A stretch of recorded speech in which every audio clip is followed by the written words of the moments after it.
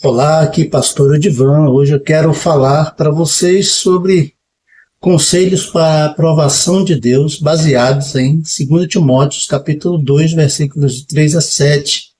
Como ser um obreiro aprovado, por Deus. Vejamos os conselhos de Paulo ao jovem pastor Timóteo. O texto bíblico diz assim: assume a tua parte no sofrimento como bom soldado de Jesus Cristo.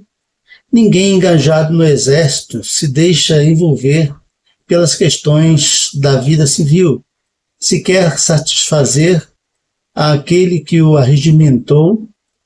Do mesmo modo, o atleta não recebe a coroa se não lutou segundo as regras.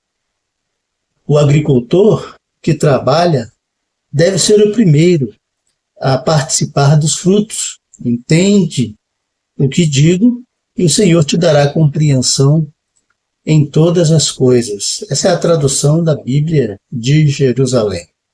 Então, os conselhos do apóstolo Paulo ao jovem pastor Timóteo era para ensiná-lo, e o objetivo a ser alcançado era que ele tivesse entendimento, Ele diz: entende o que digo, e o Senhor te dará compreensão em tudo. Este é o objetivo que Paulo queria alcançar com seus conselhos, com seus ensinos ao jovem pastor Timóteo. Ou seja,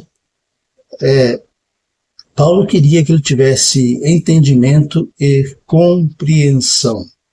Temos aí dois objetivos, portanto. Então, os conselhos para o entendimento e compreensão, vamos ver quais foram estes conselhos.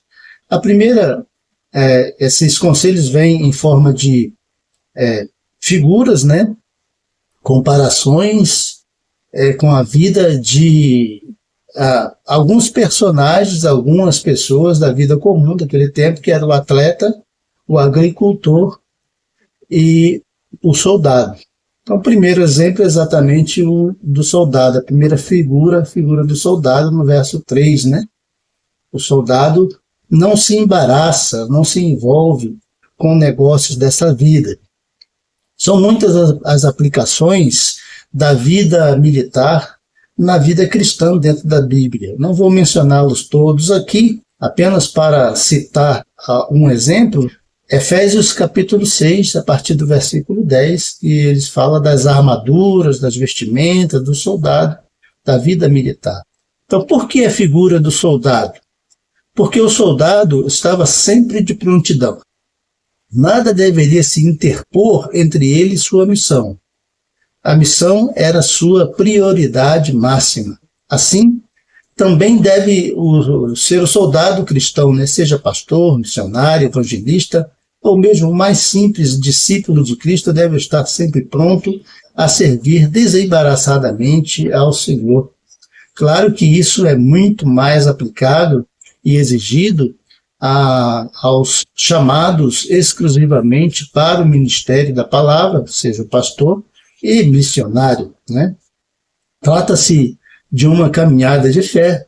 Na provisão de Deus, o Senhor dos Exércitos não deixará os seus soldados passarem necessidades. Porém, vemos-nos envolvidos em tantos negócios, deste mundo, que nos impede de servir apropriadamente ao Senhor. E o resultado disso, que eu, por exemplo, avalio, a partir do meu ministério, de outros ministérios também, é que nós temos cultos pobres da palavra de Deus e de vidas santas, consagradas ao Senhor, como deveria ser. Fazemos um ministério meia boca, por assim dizer. A outra figura é a figura do atleta. Vemos também a figura aí do atleta que lembra o foco, está no atleta que lutava lá no Coliseu. O Coliseu é onde ocorriam o Coliseu em Roma, é onde ocorriam as competições esportivas mais diversas. Por exemplo, as lutas dos gladiadores.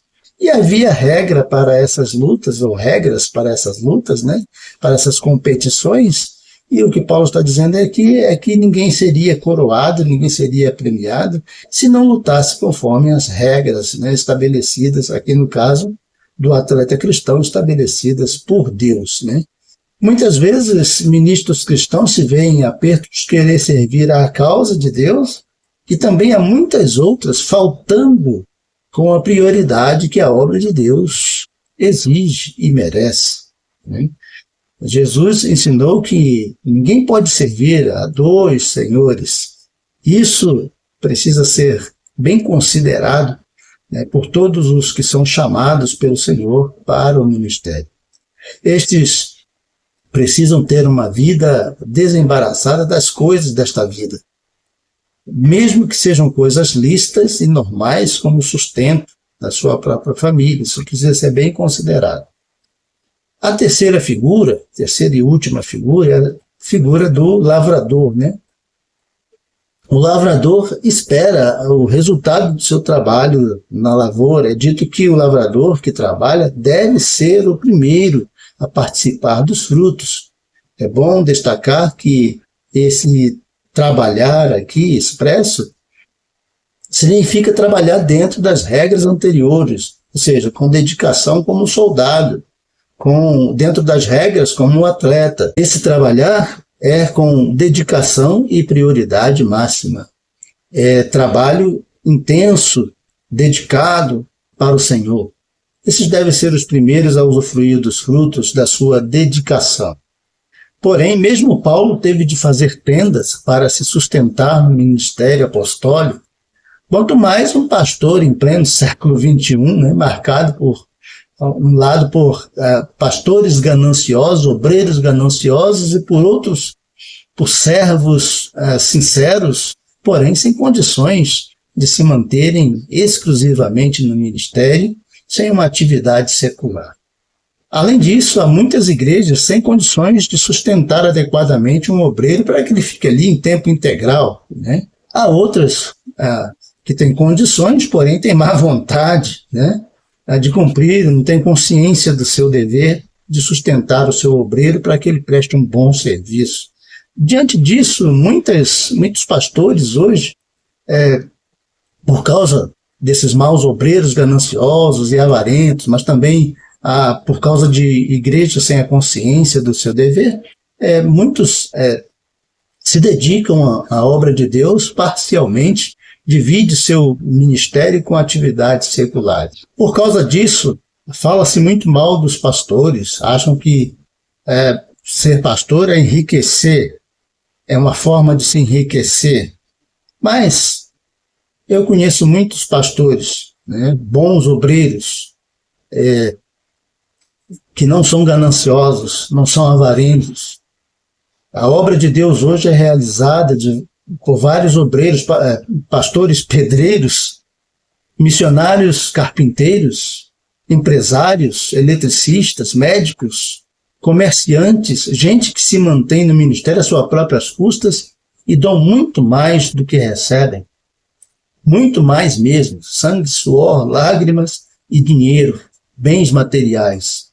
Então, gente dedicada, que se desdobram a servir a Deus, porque creem que serão recompensadas por Deus no céu. E mesmo assim, esses obreiros têm consciência de que, em meio a muitas responsabilidades e trabalhos cristãos, não podem esquecer da prioridade máxima de suas vidas: servir a Deus com o máximo empenho possível. E a recompensa virá do Senhor, como ele diz em Mateus capítulo 25, versículo 21.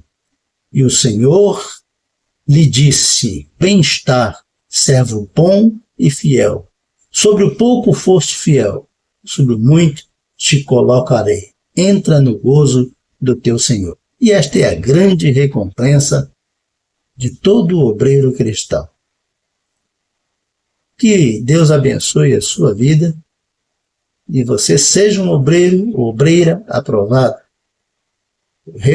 Reconheça também o ministério daqueles, e a Bíblia recomenda isso, reconhecer o ministério daqueles que verdadeiramente servem ao Senhor. Deus abençoe.